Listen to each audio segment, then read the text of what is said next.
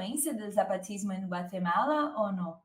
Yo creo que más bien sería al revés, Ah, porque el movimiento guerrillero guatemalteco de base indígena empezó en los 60 y el movimiento zapatista en los 90 tuvo mucha influencia del movimiento indígena guatemalteco.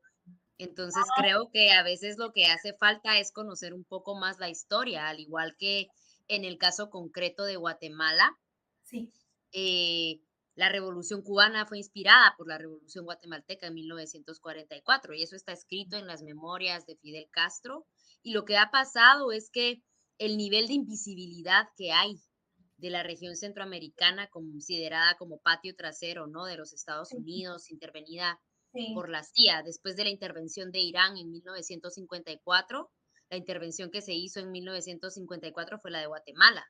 Y Mm, entonces Guatemala es un país intervenido por la CIA desde 1954 con una invisibilidad que viene haciéndose desde décadas, ¿no? Entonces creo que para mucha gente el movimiento revolucionario guerrillero empezó en los 90 con los zapatistas y yo creo que regresaría quizás 40 años atrás para recordar que en el mundo maya hubieron guerrilleros desde más o menos el 50 y no, desde el 60 más o menos que se empezó a organizar las primeras guerrillas. Pero ah, obviamente después del genocidio guatemalteco hubo un borramiento de toda esta historia, hubo un borramiento de toda esta historia y también hubo un borramiento de esta memoria del pueblo y también desde el 54 hubo una intervención totalmente violenta, anticomunista, que sí. ha hecho que mucha gente utilice el silencio.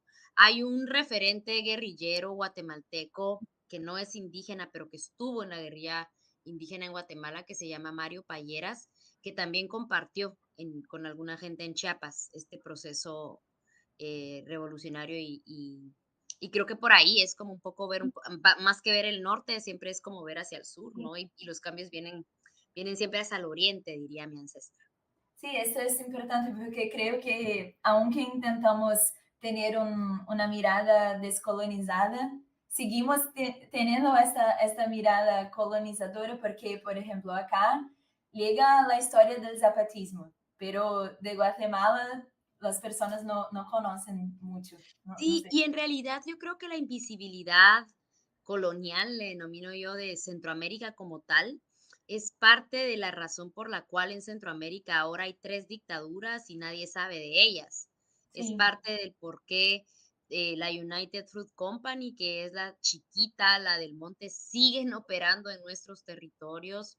Las megaminerías de capital estadounidense siguen operando en nuestros territorios. Entonces, si hay alguien que no le convenga que nosotros sí, seamos visibles en nuestras luchas de liberación, pues es obviamente a los capitales, ¿no? A los capitales les interesa que nosotros sigamos siendo invisibles, que la gente siga sin saber qué pasa en Centroamérica, en el mundo maya, sí, sí. porque obviamente pues nos siguen saqueando, ¿no? La violencia la seguimos. Yo siempre he dicho, ¿qué diferencia hay de la colonia ahora? Bueno, la esclavitud en muchos territorios en Guatemala continúa, solo que ahora tenemos smartphones. Sí, sí.